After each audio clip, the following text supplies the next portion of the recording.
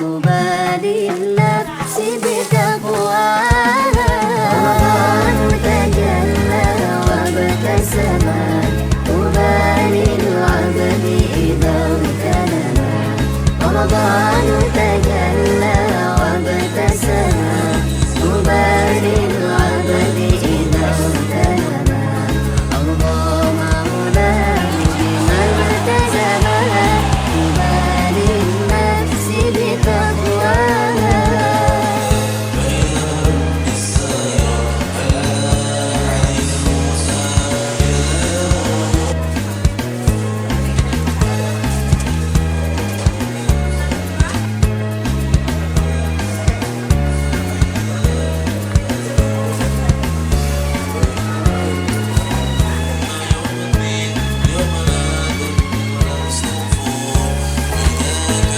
رمضان زمان البركات رمضان زمان الحسنات رمضان زمان البركات رمضان زمان الحسنات. Halo guys, Karif hari ini datang akhirnya dari sekian banyaknya acara yang selalu dia telat, selalu alasan. Akhirnya dia datang guys dengan handcamnya ini, oh my god. تجلى وابتسم أبادي العبد إذا اغتنم رمضان تجلى وابتسم أبادي العبد إذا اغتنم أرضى مولاه بما التزمها أبادي النفس بتقواها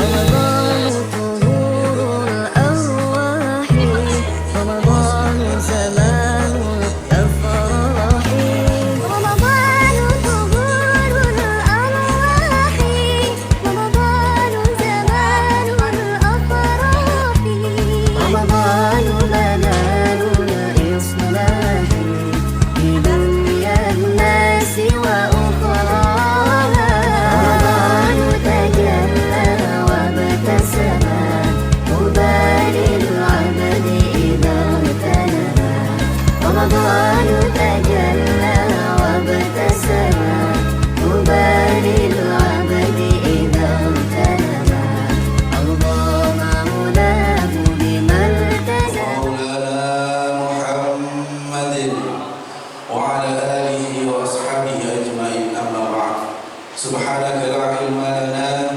Bapak Kepala SMK Negeri 14 Samarinda, Bapak Haji Moneran MPD MM, yang saya hormati Bapak Ibu Dewan Guru beserta staf tata usaha, yang saya hormati Bapak Ibu Wakil Kepala Sekolah, kalian yang berbahagia.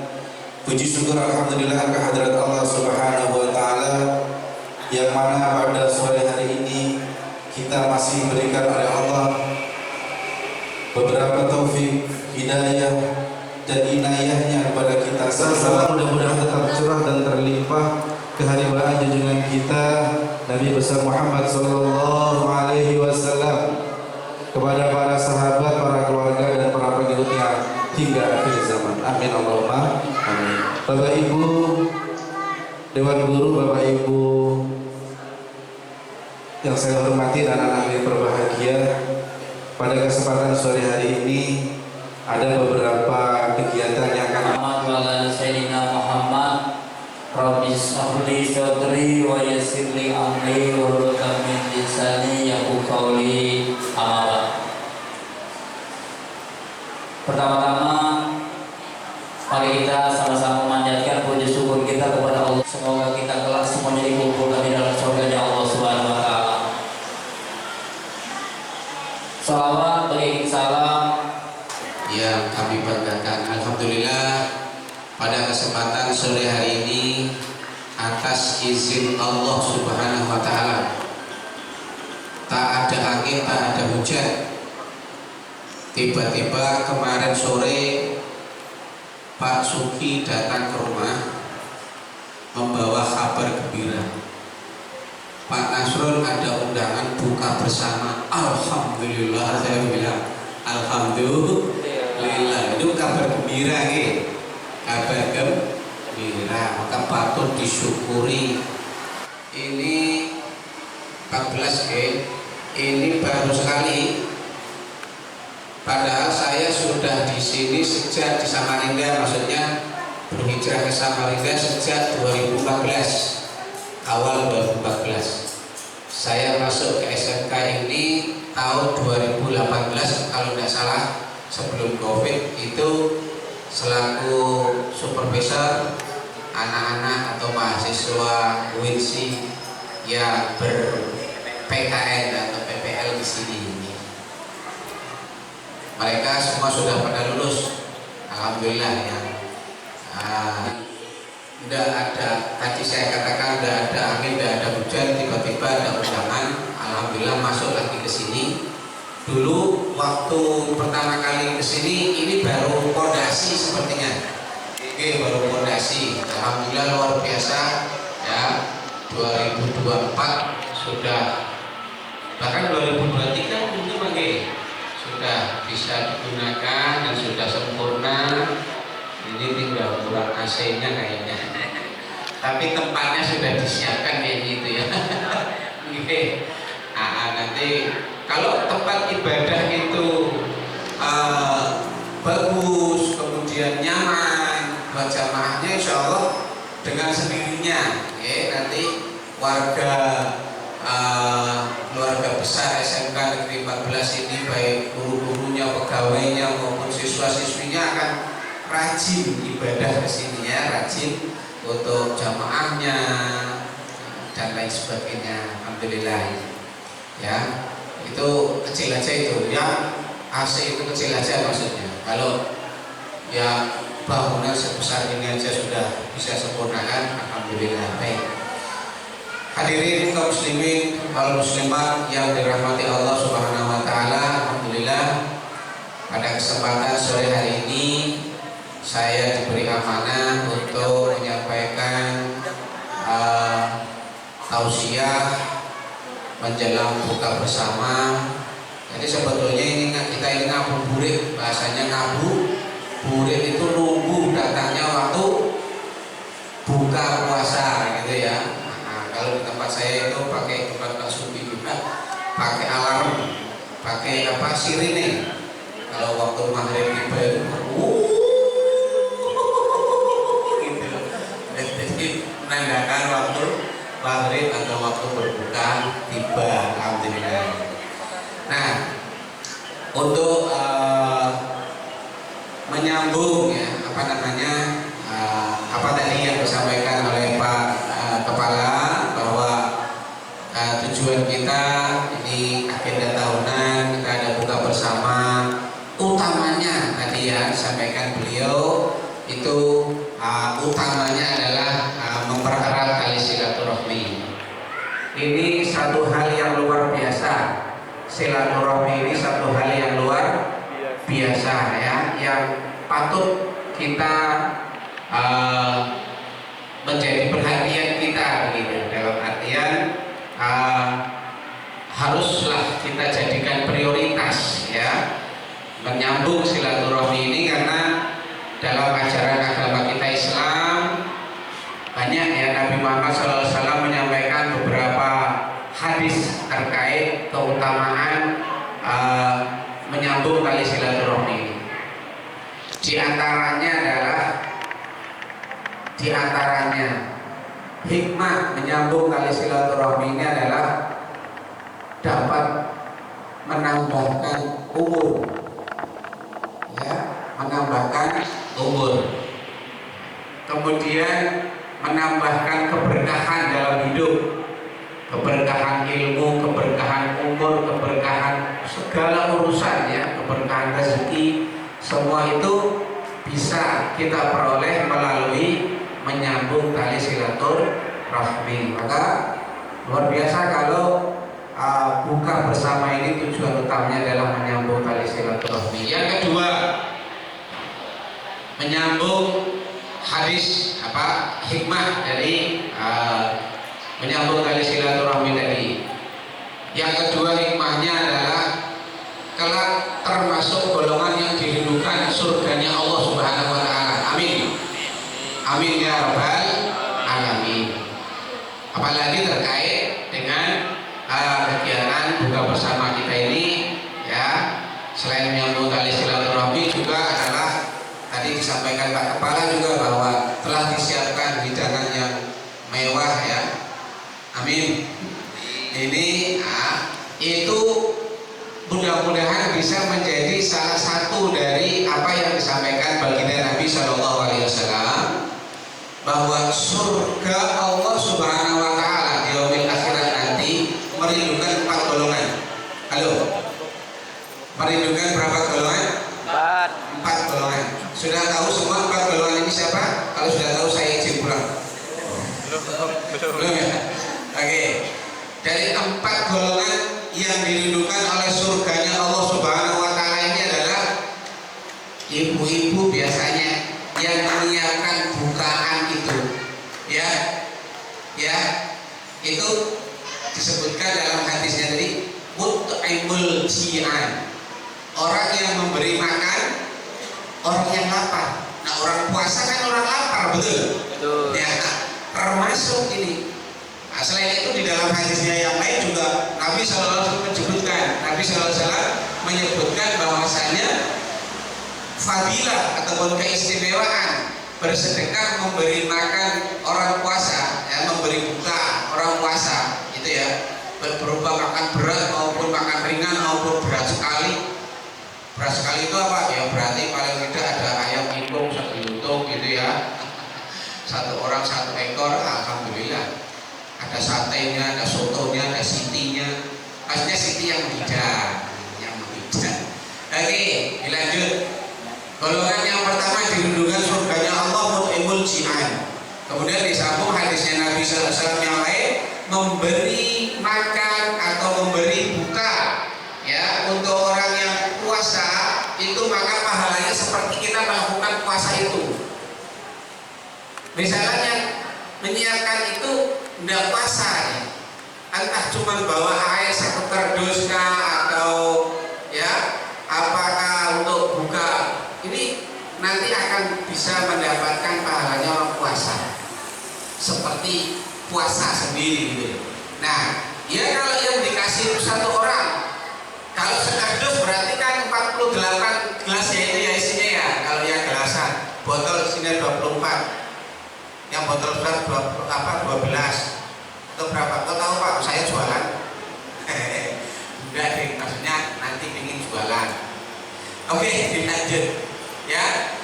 Berarti kita memberi buka untuk orang yang puasa misalnya 10 orang, berarti kita sama seperti kita berpuasa 10 kali, 10 hari, ya, sebanyak orang yang dikasih bukaan tadi. Alhamdulillah. Ini Rahman Rahimnya Allah Subhanahu Wa Taala. Allah Subhanahu Wa Taala memberikan pahala terlebih-lebih lagi di bulan suci Ramadan, itu dilipat-lipat kali gandakan oleh Allah Subhanahu Wa Taala. Jadi tidak pelit, Allah Subhanahu Wa Taala maha pemurah, maha Rahman Rahim, pemurah, pengasih dan penyayang. Itu Allah Subhanahu Wa Taala. Lebih-lebih lagi di bulan puasa. Di bulan puasa itu dikatakan naumus shaimi ibadatun, tidurnya orang puasa itu ibadah. Halo, tidur aja diberi pahala ibadah. Itu orang yang berpuasa. Karena puasanya batal enggak kalau kita tidur? Tidak, kan? Puasa kita tidak batal, berarti selama kita tidur kita juga masih ibadah karena masih dalam keadaan berpuasa. Alhamdulillah. Tapi kemudian jangan diambil pengertian, oh kalau begitu saya tidur aja terus biar puasanya tidak terasa. Habis sahur tidur lagi. Sungguh bangun subuh sholat, habis subuh tidur lagi. Zuhur bangun sholat zuhur tidur lagi. Asar tidur lagi. Maghrib tidur, ra percaya aku lek maghrib kok ya. Oh, maghrib itu yang sudah ditunggu-tunggu betul. Ada yang sampai dengar Allah langsung minum, padahal itu ternyata orang baca ayat kursi. Allahu la ilaha illa huwal hayyul qayyum. Kali-kali airnya sudah diminum, dilihat jamnya, astagfirullahaladzim, baru jam 5 sore. Alhamdulillah batal puasa. Kembali ke tadi, di bulan suci Ramadan tidur aja bagi orang yang puasa masih tetap dihitung beribadah, tetapi jangan kemudian diartikan, dipahami boleh ngono tidur terus air apa ya. Tidurnya orang puasa masih dianggap ibadah itu apabila misalnya dia tidak tidur dalam keadaan melek, ya, matanya melihat mana-mana, itu nanti kemudian akan timbul maksiat. Yang cowok-cowok ini, yang muda-muda ini, ya, puasa sore-sore jalan-jalan, apa sore-sore apa? Habis subuh jalan-jalan, lalu ada cewek-cewek cantik, ketemu cewek diikuti. Katanya pandangan pertama itu rezeki, lalu diikuti sampai masuk gang. Yang tidak ya, namanya pandangan pertama itu yang tidak disengaja papasan. Ini pandangan pertama, alhamdulillah. Lalu tapi tidak kemudian diikuti. Masya Allah, disuit-suit juga, suit-suit. Ya, tidak ya. Jadi kalau meleknya itu bisa menimbulkan atau takut terjatuh kepada perbuatan maksiat, maka tidur lebih baik, dan tidurnya tetap dianggap sebagai ibadah. Alhamdulillahirabbil alamin. Yang kedua, bulan puasa atau bulan suci Ramadan itu dilipat gandakan oleh Allah Subhanahu wa taala pahalanya. Ibadah sunnah pahalanya seperti ibadah wajib. Ya. Ibadah sunnah di bulan suci Ramadan pahalanya seperti ibadah wajib di bulan-bulan yang lain. Apalagi ibadah yang wajib atau fardunya, maka hendaknya kita yang alhamdulillah tahun ini kembali mendapati bulan suci Ramadan, jangan sampai kita sia-siakan Ramadan yang kita dapat ini, karena semua dari kita ini tidak ada yang tahu. Betul. Tempe semua. Tidak ada yang tahu, maksudnya tidak ada yang ngerti ya, bahwa apakah Ramadan tahun ini adalah Ramadan terakhir bagi kita, dan tahun depan apakah kita akan mendapati Ramadan lagi. Semua orang tidak ada yang tahu. Ajal itu rahasia Allah, takdir qadar Allah, ketentuan Allah. Kita manusia ini hanya menjalani aja, tidak ada yang bisa nawar. Ayatnya jelas, la yastakhiruna wa la yastaqdimun. Jika ajal itu tiba, maka tidak ada yang bisa mengundurkannya walaupun hanya sedetik. Begitu juga tidak ada yang bisa mempercepat ya ajal itu biar cepat mati. Gimana bunuh diri kan? Oh, tidak bisa kalau Allah belum menentukan mati. Ada orang mau bunuh diri, gantung diri gitu ya, rumahnya kayu, gantung diri, malah kayunya patah, tidak mati ya, tidak mati, benjol aja kepalanya, tambah sakit. Syukur, alhamdulillah. Maka tidak bisa kita mengundurkan ajal kita. Begitu juga tidak ada yang bisa mempercepatnya. Tidak ada. Jadi itu sudah kepastian dari Allah Subhanahu wa taala. Maka kita ini tidak ada yang tahu nasib kita ke depan apakah seperti apa ya. Begitu juga terkait dengan suci kita berusaha untuk tingkatkan, untuk manfaatkan sebaik-baiknya kesempatan emas yang kita dapati bulan Ramadan tahun ini, karena kita tidak ada yang tahu apakah tahun depan akan mendapati bulan suci Ramadan lagi. Itu kan bagi yang tua-tua Pak. Siapa bilang ya ajal itu tidak pandang umur. Yang muda-muda mati duluan, yang tua belakangan boleh, betul. Yang tua belakangan, yang muda-muda mati duluan juga boleh, betul.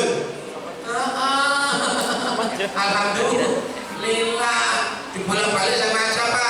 Ya iya, yang ngomong saya, ya terserah saya toh. Katanya ucapan adalah doa, itu mudah-mudahan doa saya, maksudnya doa saya untuk diri saya, mudah-mudahan diberi umur panjang gitu loh, amin. Ya Rabbal alamin. Itu. Oke, jadi maka bulan suci Ramadan ini selain disebut juga sebagai bulan berkah, ya, kebaikan demi kebaikan, pahala dilipatkan oleh Allah Subhanahu wa taala, meningkatkan diri. Maka bulan suci Ramadan disebut juga sebagai bulan transformasi. Halo. Apa artinya transformasi? Bulan berhijrah, bulan berpindah gitu loh ya. Kok transformasi Pak? Iya, kita lihat ayatnya. Bismillahirrahmanirrahim. Al-Baqarah 183. Ya, kalau nggak salah. Oh, cek langsung. Al-Baqarah 183 kalau nggak salah. A'udzubillahi minasyaitonirrajim.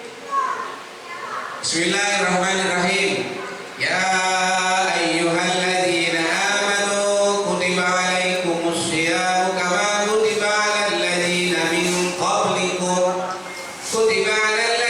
min qablikum la'allakum tattaqun. Shadaqallahul azim. Ayat ini menjelaskan secara singkat karena alarmnya sudah bunyi. Ini alarm berarti 2 atau 3 menit lagi azan maghrib. Alhamdulillah. Tapi tadi ada info katanya maghribnya di sini diundur 1 jam kemudian. Pasti protes semua kalau diundur ya maghrib. Orang kita sudah nunggu dari habis sahur tadi ya. Oke.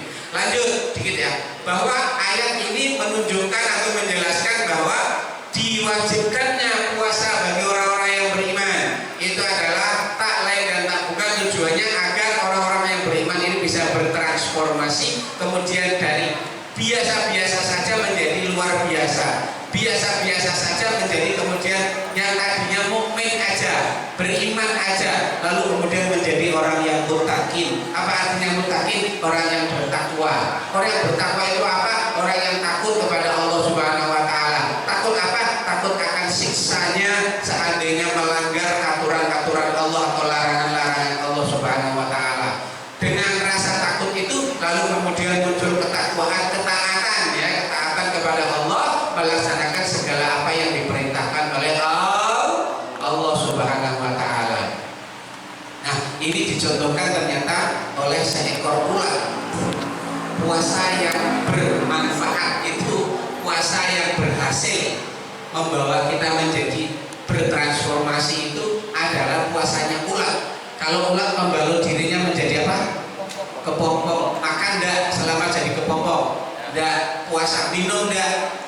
Puasa berarti dia. Ular itu kalau sudah puasa beberapa hari kemudian maka dia akan membuka diri berubah menjadi seekor ular naga.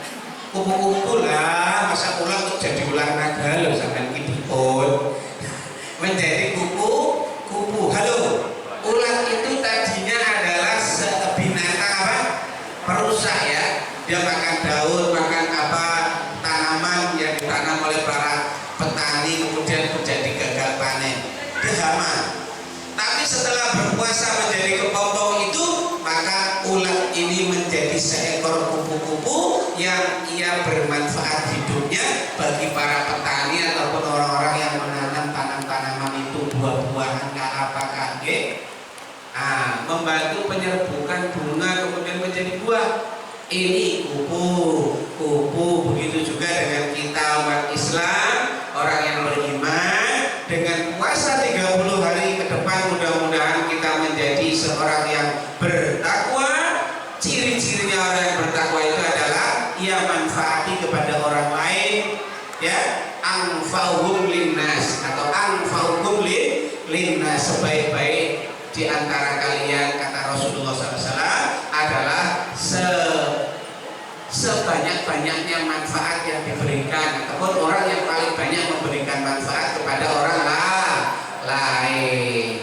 Mari kita berdoa pada Allah Subhanahu wa taala, mudah-mudahan dengan kita dilatih berpuasa selama sebulan penuh ini nanti pada akhirnya endingnya kita menjadi benar-benar orang yang bertakwa, yang taat patuh kepada Allah Subhanahu wa taala, yang penuh kasih sayang kepada orang-orang lain yang membutuhkan uluran bantuan tangan kita, mereka kaum duafa, fakir, miskin, anak-anak yatim. Amin ya rabbal alamin. Akhirul kalam dari saya, dan kurang lebihnya mohon maaf ya, terutama dalam tutur kata saya kalau yang kurang halus, kata-kata saya kasar, mohon dimaafkan, mohon dimaklumi karena memang saya bukan makhluk halus. Maaf lahir dan batin, mudah-mudahan kita jumpa lagi di lain kesempatan. Amin ya rabbal alamin ya. Wallahu muwaffiq ila aqwamit thoriq. Assalamualaikum warahmatullahi